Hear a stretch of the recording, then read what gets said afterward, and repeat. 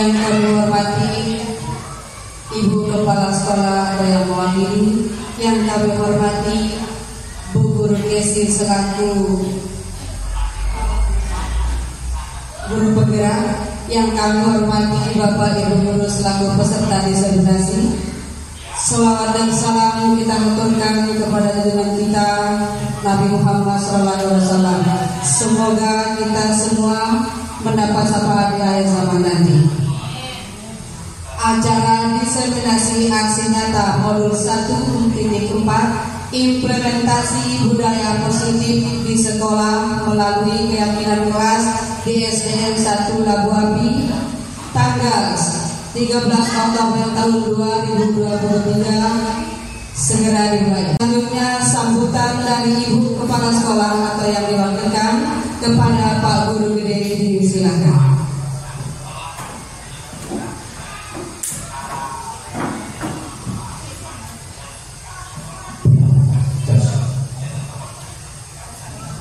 Bapak Ibu Guru yang saya hormati, pertama kali kita panjatkan puji syukur kepada Yang Maha Kuasa, di mana pada siang hari ini yang cukup cerah kita masih sama-sama diberikan kesehatan dan kesempatan untuk mengikuti diseminasi aksi nyata modul 1.4, yaitu tentang implementasi budaya positif di sekolah melalui keyakinan kelas, yaitu tepatnya di SDN 1 Labu Api, yang nantinya akan dibawakan oleh Ibu Guru Kesi SPD selaku guru penggerak.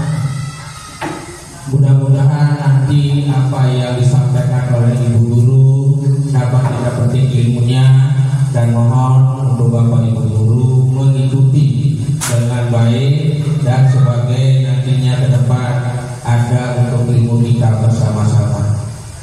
Mungkin hanya itu yang dapat saya sampaikan. Mari kita ikuti kegiatan ini dengan baik. Acara ketiga yaitu diseminasi aksi nyata modul 1.4 implementasi budaya positif di sekolah melalui keyakinan kelas di SDN 1 Labu Api, yang akan disampaikan oleh Ibu Guru Sukaizi SPD. Kepada beliau disilakan.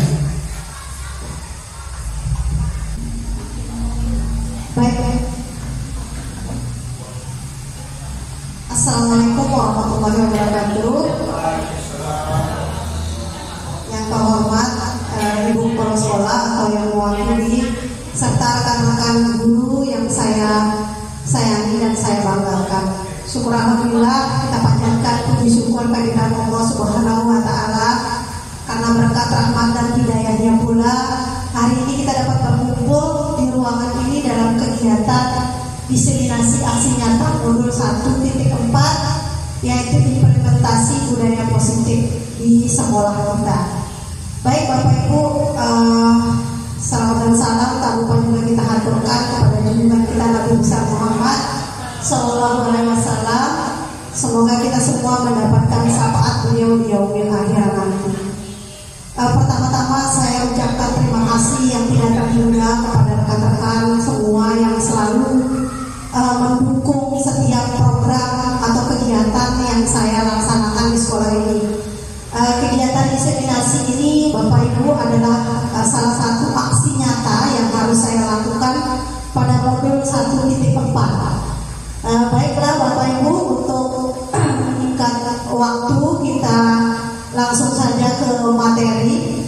Adapun materi diseminasi kita hari ini adalah yang pertama disiplin positif dan nilai-nilai kebajikan universal.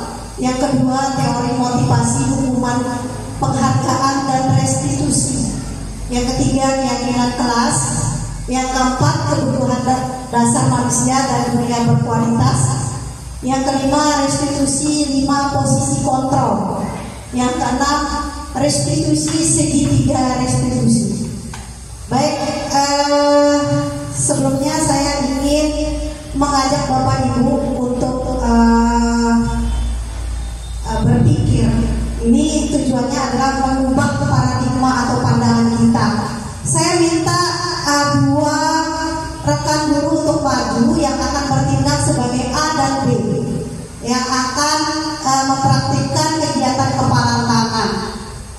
Siapa yang bersedia Bapak Ibu? Silakan. Oh, Pak Denny. Sama satu lagi. Oh, Pak Bro. Kita ibaratkan Pak Bro adalah si A. Pak Denny adalah si B. Hadap depan Pak. Nah ini Pak, saya akan memberikan Bapak sebuah kertas dan nanti Bapak akan sembunyikan dalam kepalan tangan dengan sekuat tenaga. Jadi tugas Pak Denny atau si B adalah bagaimana caranya Bapak merayu Pak Bu, ya, supaya dia mau membuka tangannya dan memberikan kertas itu kepada Bapak. Boleh dengan cara merayu, membujuk, mengancam, membentak, boleh, terserah. Silakan Pak Bu.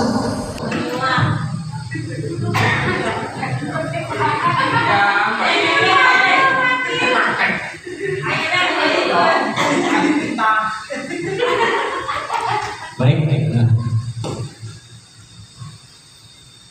Bisa berhitung Pak? Bisa berhitung 1 sampai 2. Tunjuk dengan jari, mohon. 2. Boleh. Mana jari 2? 2.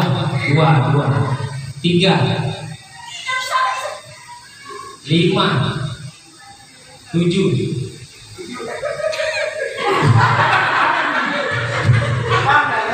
Bukan pakai jari tangan Pak. 7. 9. 10.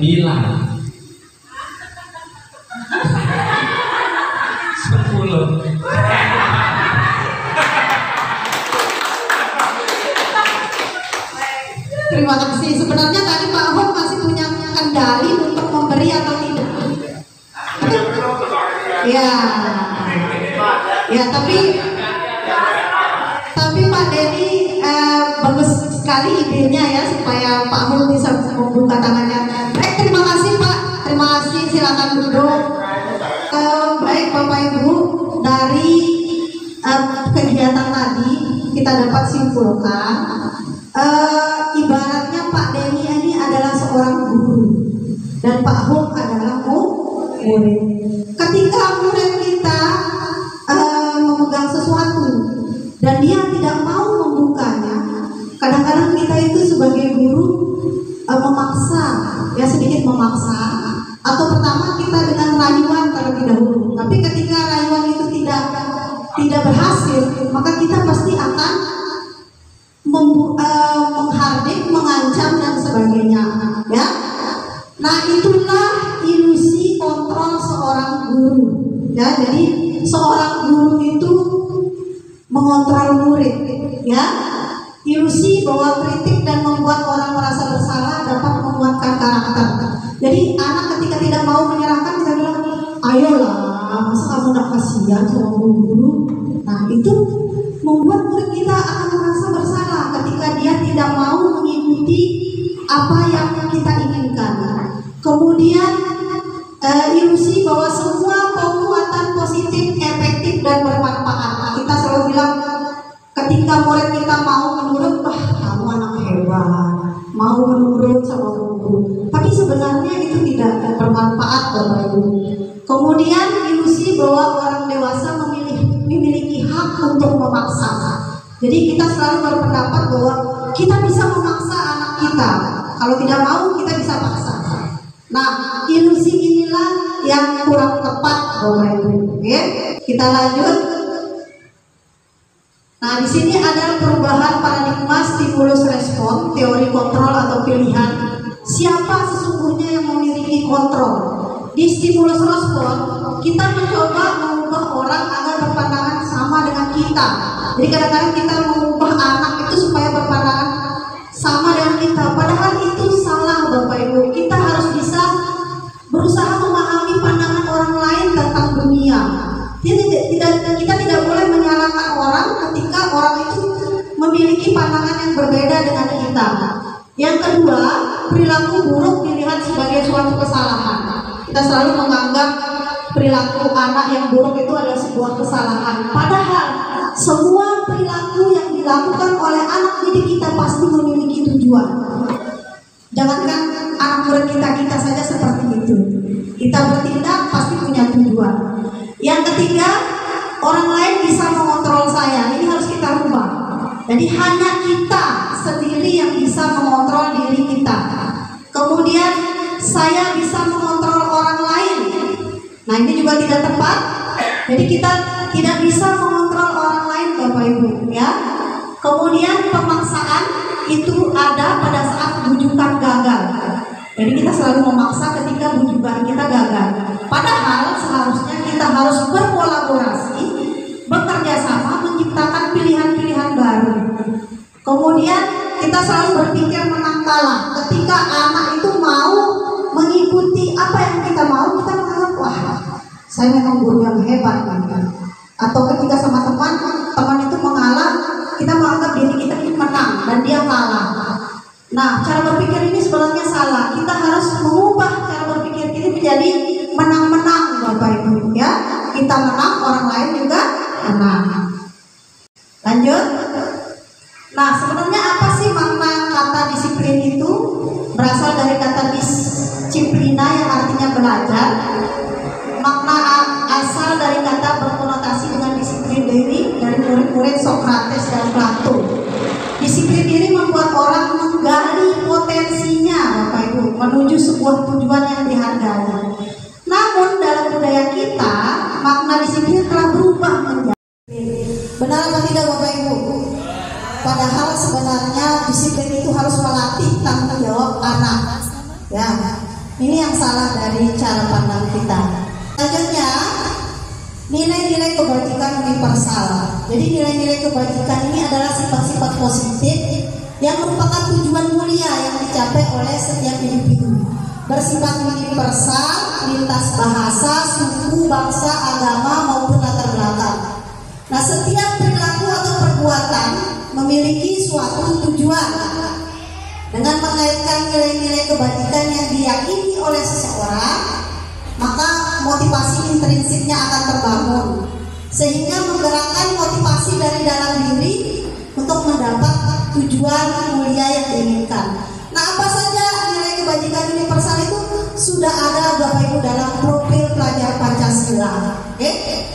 Beriman, bertakwa kepada Tuhan Yang Maha Esa, berkebinekaan global, mandiri, bernalar kritis, kreatif, dan bergotong royong. Inilah yang disebut dengan nilai kebajikan universal. Dia bersifat universal, lintas agama, lintas bahasa, suku, bangsa maupun latar belakang. Selanjutnya, menurut Ki Hajar Dewantara, manusia merdeka itu seperti apa sih? Manusia merdeka artinya tidak hanya terlepas dari perintah, akan tetapi juga cakap buat memerintah dirinya sendiri. Jadi orang yang merdeka menurut Ki Hajar adalah terlepas dari perintah dan bisa memerintah dirinya sendiri, Bapak Ibu. Itu yang dimaksud dengan manusia yang merdeka.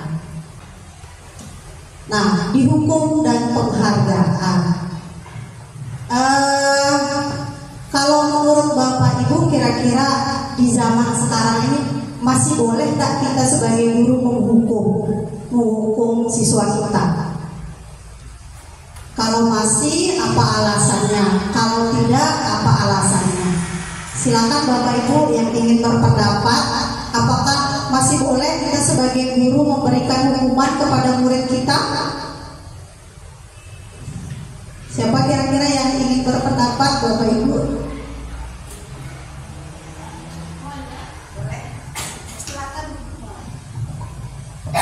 Baik, terima kasih atas kesempatan yang telah diberikan. Untuk menghukum dalam hal mendidik, di sini kita menghukum bukan berarti negatif. Artinya di dalam sekolah itu ada perintah, ada aturan, dan setiap aturan itu harus dipatuhi. Dan bagaimana aturan itu bisa dipatuhi? Setidaknya setidaknya ada sanksi setelah pelanggaran dilakukan. Makanya ketika peserta didik melakukan suatu kesalahan yang fatal, kita berhak menghukumnya, tetapi menghukumnya bukan berbentuk kekerasan. Boleh dari peringatan, kemudian dari nasihat, itu adalah masuk dalam hukuman, karena hukuman itu tidak hanya dalam bentuk fisik saja. Sekian dan terima kasih. Pak, silakan Pak. Kesempatan yang diberikan, saya setuju dengan Ibu Guru Mala tadi, memang perlu ada hukuman, tetapi hukuman itu kalau bisa bukan berupa sanksi atau jangan namakan hukuman, tetapi atas dasar kesepakatan bersama. Mungkin bisa dibuat di dalam kelas, kita sepakati bersama dengan yang nantinya ketika suatu pelanggaran itu dilakukan, maka sudah ada kesepakatan yang harus dilakukan, dan sepertinya tidak akan memberatkan mereka karena itu sebuah kesepakatan. Jadi seperti itu Bu Guru, perlu sebenarnya, karena untuk membuat kelas itu tertib perlu adanya kesepakatan kelas tersebut. Terima kasih. Baik, terima kasih, jawaban yang luar biasa sekali dari Bu Guru Mala dan Pak Denny. Jadi menurut Bapak Ibu, hukuman itu masih penting. Motivasinya masih dari luar, bukan dari dalam dirinya. Ketika dia terlambat, oh nanti kalau saya terlambat, saya akan dihukum pastinya, saya akan disuruh mengumpul sampah. Tapi yang kita inginkan dari murid kita sekarang ini, bagaimana dia melakukan sesuatu itu dari dalam dirinya, dari dalam dirinya. Nah, itu tugas kita, bagaimana kita menggali nilai-nilai kebaikan universal yang ada dalam murid kita. Nah, Bapak Ibu, ternyata kita memberi penghargaan kepada anak berupa hadiah, itu sama saja dengan kita memberi hukuman, Bapak Ibu, ya. Jadi bahwa penghargaan berlaku sama dengan hukuman, dalam arti meminta atau membujuk seseorang melakukan sesuatu untuk memenuhi tujuan tertentu dari orang yang meminta atau membujuk. Ternyata penghargaan ini membawa dampak menurut Alfred Kohn tahun 1993. Yang pertama adalah pengaruh jangka pendek dan panjang. Jadi ketika kita sering memberikan hadiah atau penghargaan kepada anak ini, ternyata dia membawa pengaruh jangka pendek dan panjang. Jadinya anak kita itu merasa kalau nggak ada hadiah males, ya. Itu jadinya dia apa? Dia tergantung nanti kepada hadiah atau penghargaan itu. Yang kedua, penghargaan menghukum. Tadi ya, menghukum sama dengan menghukum. Oke. Yang ketiga, penghargaan mengurangi ketepatan. Selanjutnya, penghargaan itu tidak efektif. Jadi tidak efektif, Bapak Ibu. Kemudian merusak hubungan. Jadi ketika kita memberikan hadiah kepada murid kita yang satu, tentunya yang lain akan iri. Nah, itu akan merusak hubungan, Bapak Ibu, antar mereka. Kemudian menurunkan kualitas tadi. Jadi dia hanya ingin bersaing ketika ada hadiah. Kalau tidak ada hadiah, males nggak ada hadiah. Ya, kemudian juga mematikan kreativitas.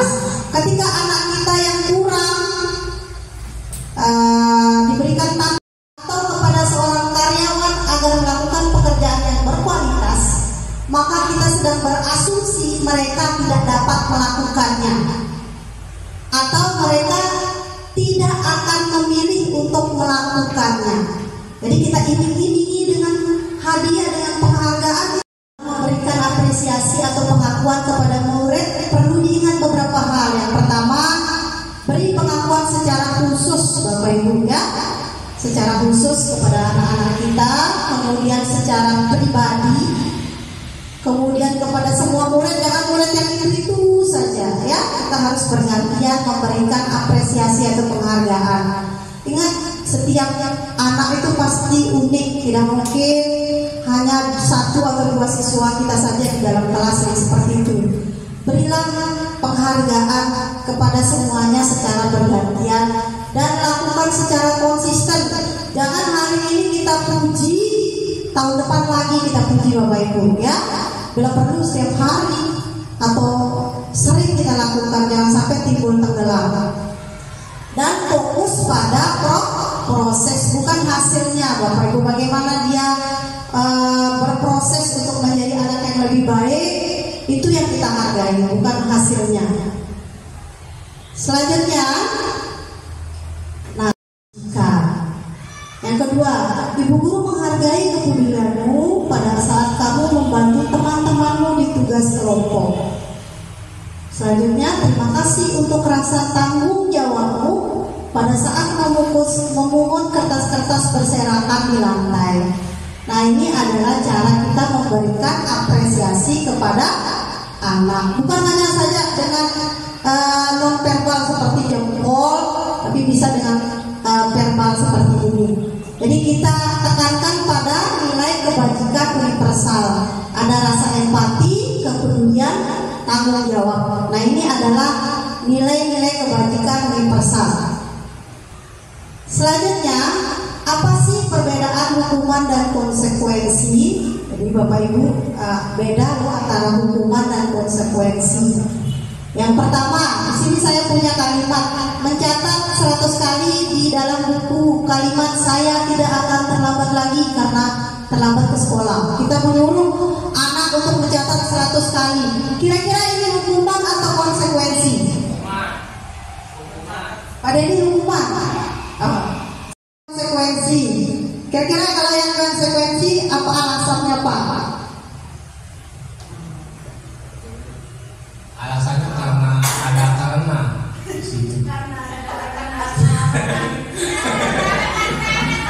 Jadi lari mengingat lapangan itu diakibatkan karena. Berarti sudah ada kesepakatan atau peraturan, berarti ya yang disepakati sebelumnya kalau anak yang terlambat akan lari begitu ya Pak ya? Ya. Apakah di sekolah kita ada kesepakatan seperti itu? Baik. Yang benar adalah hukuman Bapak Ibu ya. Yang benar adalah hukuman. Yang ketiga, membersihkan tumpahan air di meja karena tersenggol saat belajar. Hukuman atau konsekuensi? Konsekuensi. Benar. Jadi untuk tidak mengenakan sepatu seharian di sekolah karena tidak mengenakan sepatu hitam. Hukuman. Luar biasa. Berarti Bapak Ibu sudah tahu mana hukuman, mana konsekuensi. Jadi konsekuensi ini adalah ada peraturan sebelumnya yang sudah kita sepakati dengan anak. Jadi kalau misalnya dia terlambat, nanti hukumannya begini ya, itu konsekuensinya. Kemudian tadi ada yang fisik juga, berlari, kemudian tidak disuruh mengenakan sepatu, itu hukuman. Baik Bapak Ibu, selanjutnya keyakinan kelas. Selama ini kita selalu di dalam kelas kita itu membuat peraturan kelas universal ini Bapak Ibu. Misalnya, guru tidak boleh mengganggu teman. Nah, apa keyakinannya? Berarti menghormati orang lain. Jadi kita ajak anak kita untuk baik, lanjut. Nah, Bapak Ibu, nah ini contohnya. Mari kita rubah peraturan di kelas kita itu menjadi keyakinan kelas. Contohnya nih Bapak Ibu, selalu kembalikan buku ke tempatnya. Ada peraturan seperti ini kita taruh. Kita ubah menjadi keyakinan kelas tanggung jawab. Wah, itu tanggung jawab ini adalah nilai kebajikan universal, nilai positif. Kemudian dilarang mengganggu orang lain, menghormati orang lain.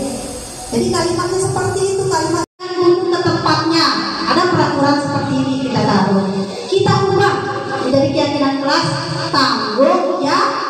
Wah, itu tanggung jawab ini adalah nilai kebajikan universal, nilai positif.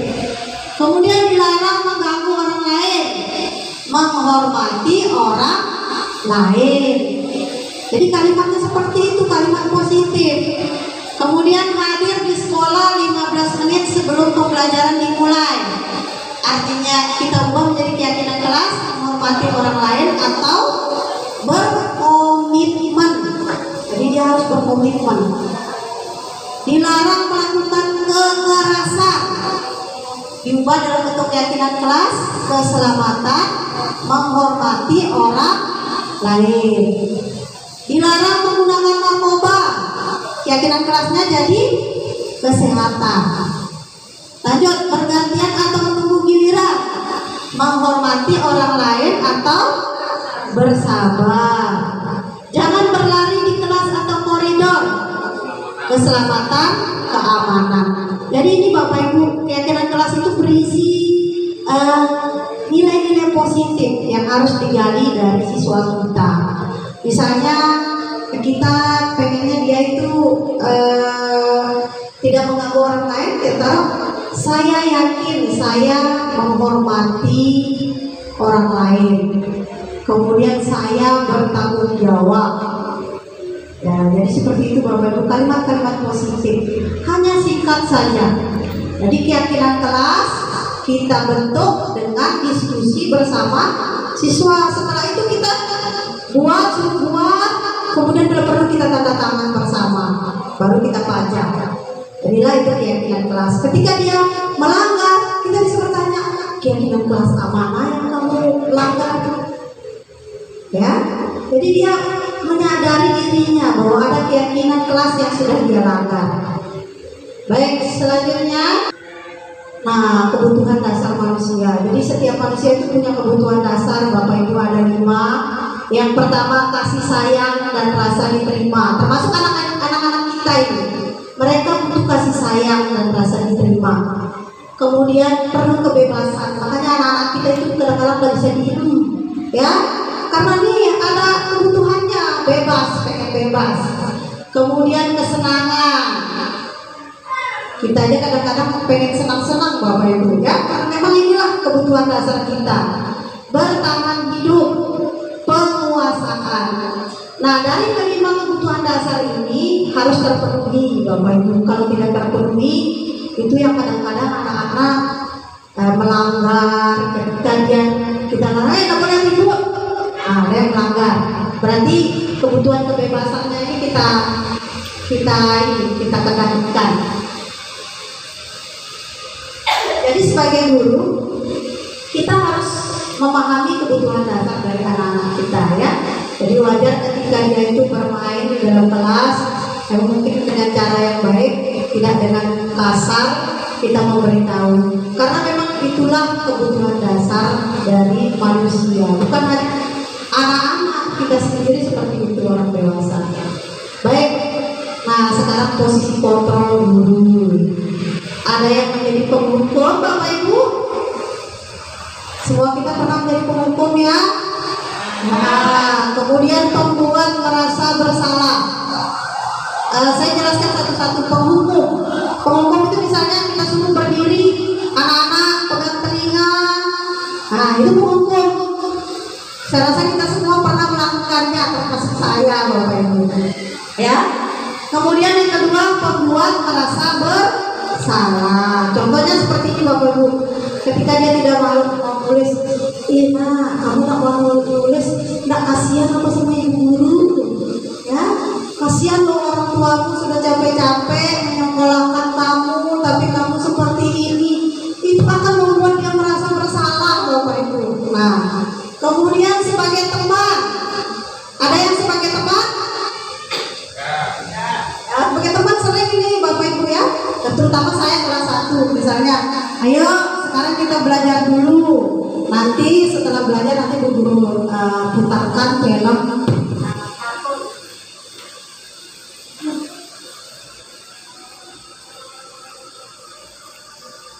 Kamu tahu nggak peraturan sekolah kita apa?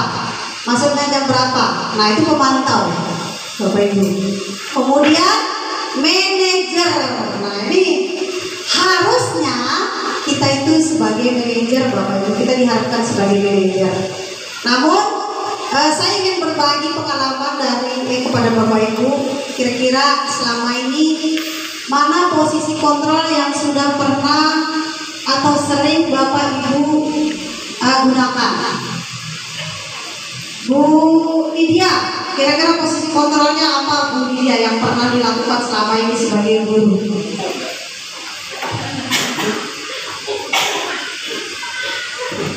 Dukungan, penghukum, terus pemantau, teman, itu saja.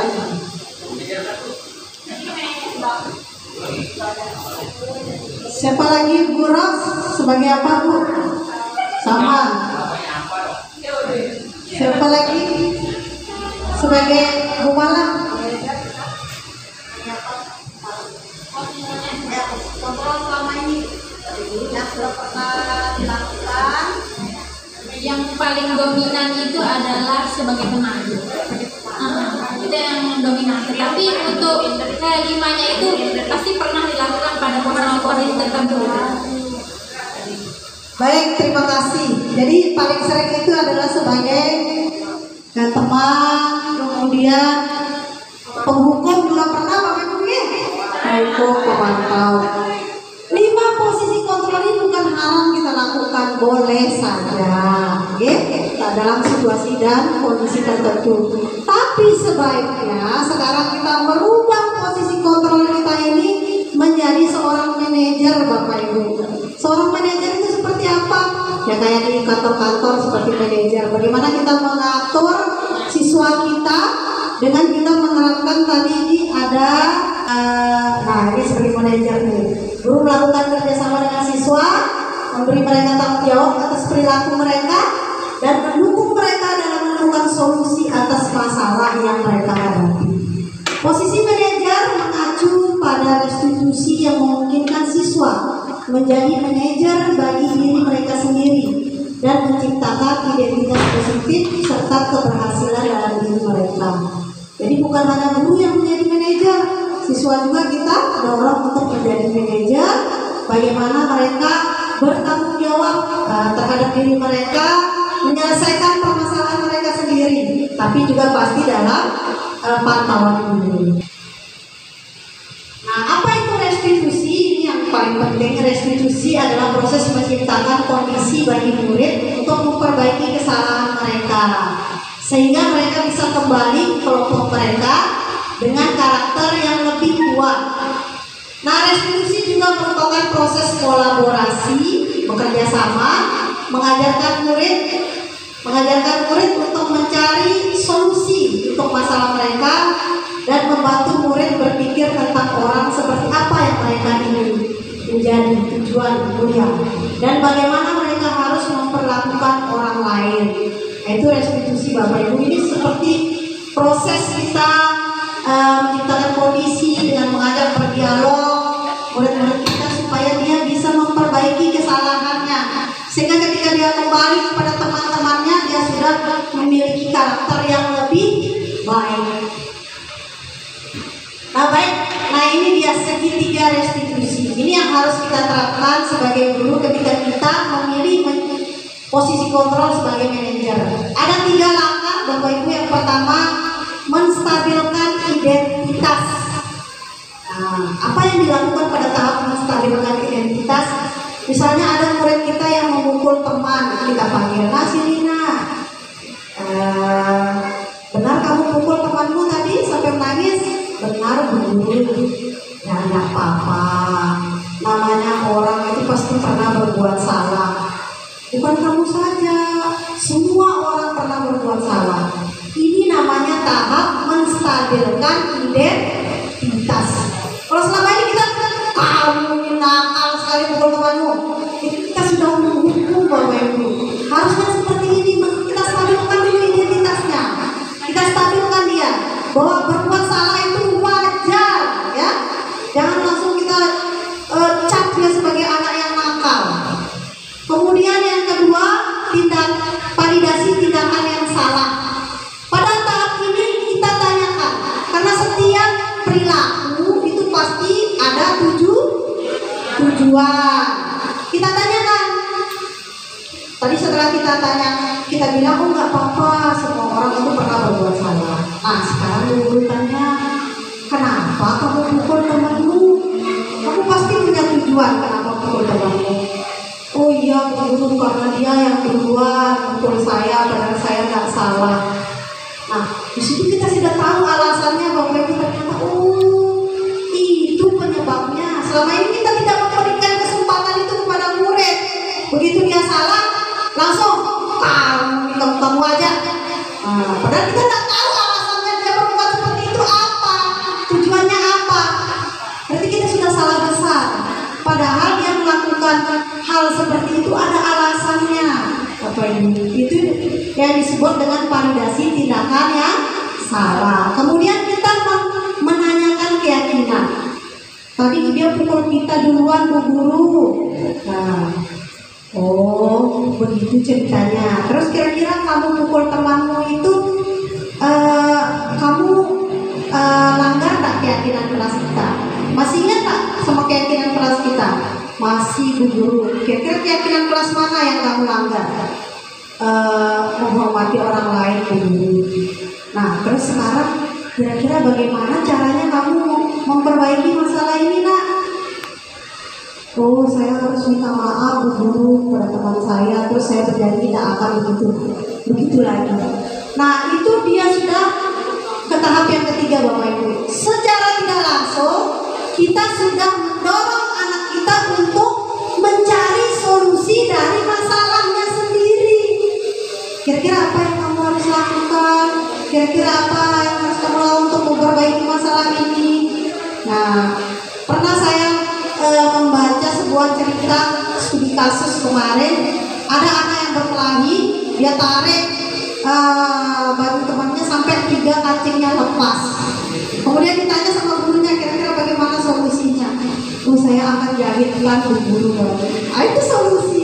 Jadi dia sudah bertanggung jawab terhadap dirinya sendiri, bagaimana dia mencari jalan keluar dari tindakan yang sudah dia lakukan. Dari situ kita belajar mengajar anak untuk bertanggung jawab dan menjadi manajer bagi dirinya sendiri. Nah, kira-kira saya ingin berbagi, saya ingin mendengar cerita pengalaman Bapak Ibu. Apakah pernahkah Bapak Ibu menerapkan ketiga langkah ini ketika menjadi seorang guru?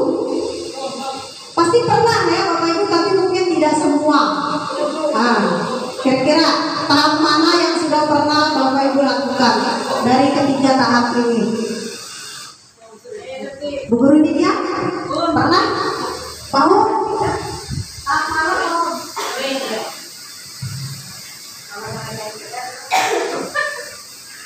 Menurut saya mungkin yang 3 ini belum kita lakukan.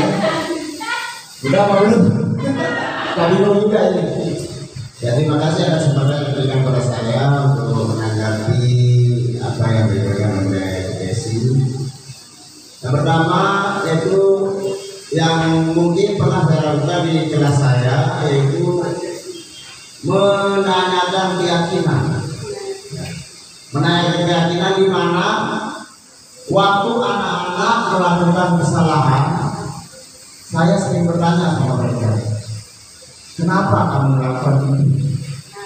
Nah, kemudian dia menjawab, begini Pak Guru. Nah, terus saya berikan keyakinan, apa betul atau tidak kamu telah berbuat seperti ini? Terus dia memberikan alasan-alasan seperti ini, seperti itu. Dan banyak sekali alasan-alasan lain yang membuat kita akan memberikan wejangan atau nasihat kepada anak tersebut untuk tidak melakukan hal seperti itu.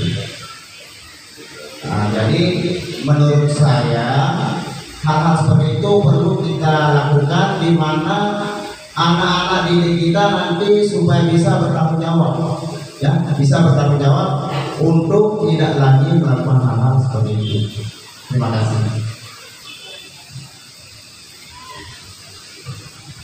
Berarti Pak Guru sudah pernah, Pak Guru ya? Luar biasa. Tapi mungkin tidak semua dari ketiga tahap ini yang sudah dilakukan, mungkin hanya salah satu atau salah 2. Tidak apa-apa Bapak Ibu, sekarang kita akan belajar dari awal. Ketika anak kita berbuat salah, kita harus stabilkan identitasnya dulu kurang ajar dan segala macam. Itu akan mematikan perasaannya, kasihan ya. Kemudian yang kedua, dia pasti punya alasan. Bapak Ibu, tidak mungkin dia berbuat seperti itu tidak ada alasannya. Dan sampai dia korban, kita malah memarahinya padahal dia korban di situ. Ya. Kemudian menanyakan keyakinan. Jadi kita tidak bisa menanyakan kalau keyakinan sendiri belum kita buat di kelas. Nah, sekarang tugas kita kita ajak anak-anak kita untuk membuat keyakinan kelas terlebih dahulu. Jangan langsung kita tanya keyakinan kelas mana yang kamu lakukan. Dia jadi bingung keyakinan kelas yang mana. Ya, keyakinan kelas itu ingat lagi ya terdiri dari nilai-nilai kebajikan universal. Oke? Nah, ini tadi ya, menstabilkan tahap segitiga restitusi. Yang pertama, menstabilkan identitas, yaitu mengubah identitas anak dari yang gagal menjadi orang yang sukses. Yang kedua, validasi tindakan yang skala, bahwa setiap tindakan kita lakukan pasti memiliki maksud atau tujuan tertentu. Yang ketiga, menanyakan keyakinan. Jadi pada tahap ini anak-anak itu sudah siap dihubungkan dengan nilai-nilai yang dia percaya dan berpindah menjadi orang yang dia inginkan. Ya, jadi ketika dia orangnya emosian, kita bilang nilai keyakinan apa? Oh, saya harus lebih sabar dulu. Dia sebenarnya tahu Bapak Ibu guru ya. Tapi kalau kita gali seperti itu, insya Allah akan menyadarkan dirinya tentang nilai-nilai yang positif itu harus dia lakukan itu bagaimana. Nah, ini saya punya contoh, tapi tidak ada baiknya Bu Ingrid. Jadi murid saya ini saya pernah studi kasus, ini ada 2 kasus. Pada saat itu saya punya tugas demonstrasi kontekstual. Jadi murid saya ini mendorong temannya pada saat senam. Nah, dan dia melapor pada orang tuanya. Jadi saya menerapkan segitiga restitusi seperti ini. Ini ada suaranya.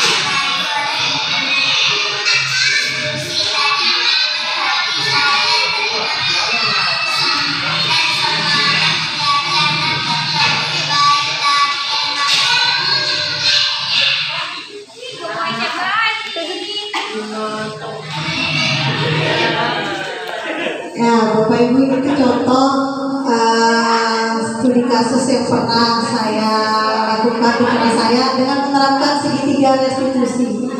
Jadi insya Allah Bapak Ibu, setelah kita menerapkannya, anak-anak menjadi lebih sadar akan kesalahannya. Kemudian insya Allah dia akan menjadi anak yang lebih baik lagi. Nah, siapa yang menerapkan segitiga restitusi? Siap mengubah posisi kontrolnya menjadi manajer? Siap mengubah keyakinan kelas?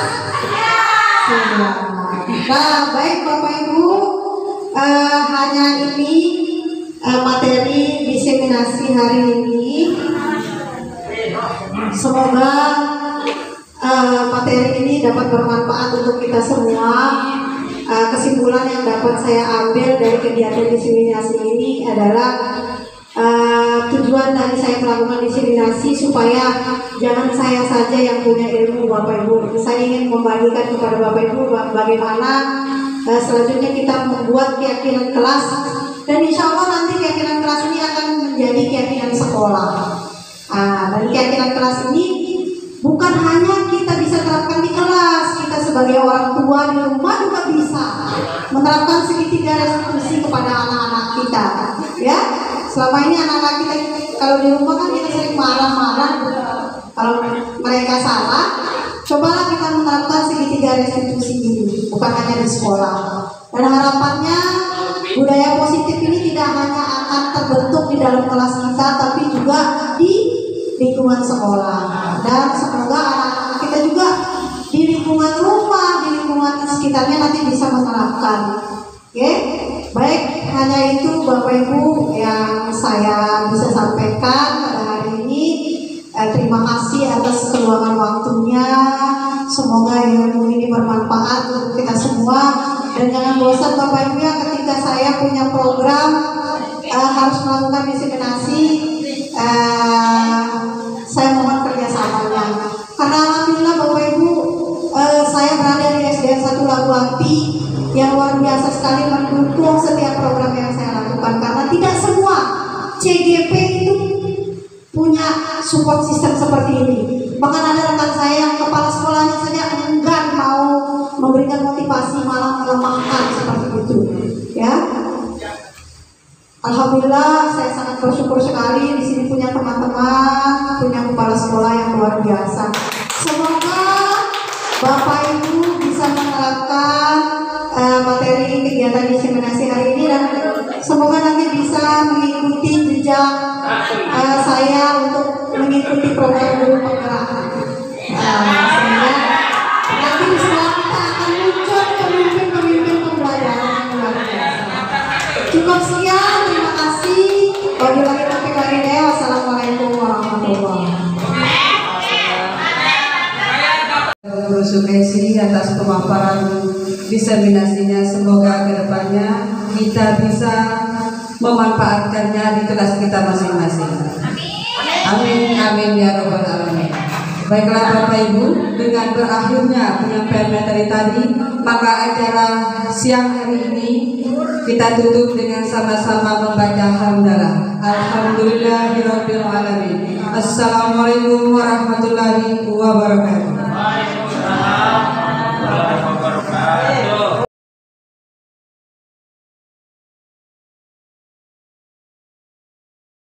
Bagaimana kabarnya hari ini anak-anak? Siapa kayaknya yang tidak masuk hari ini?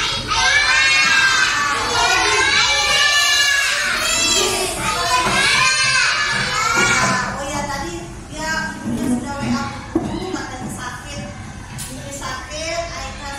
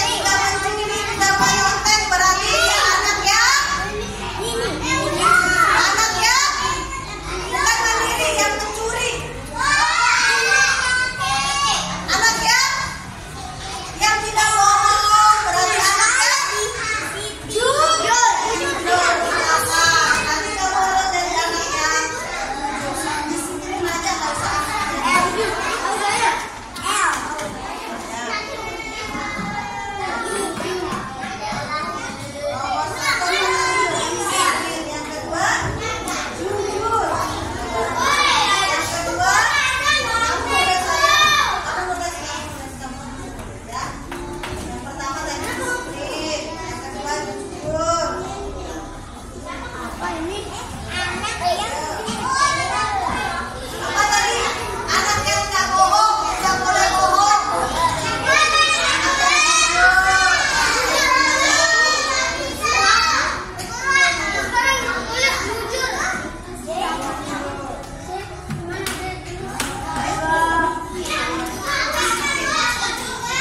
Yang ketiga, dia kalau dikasih tugas atau PR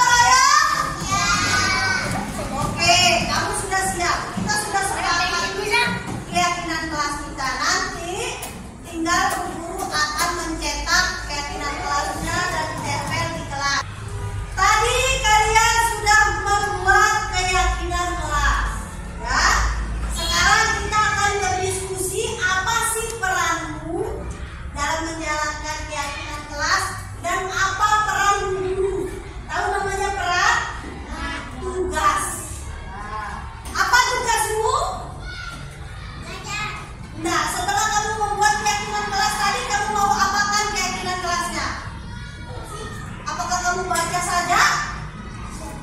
Kamu apakan? Baca, kemudian ditempel.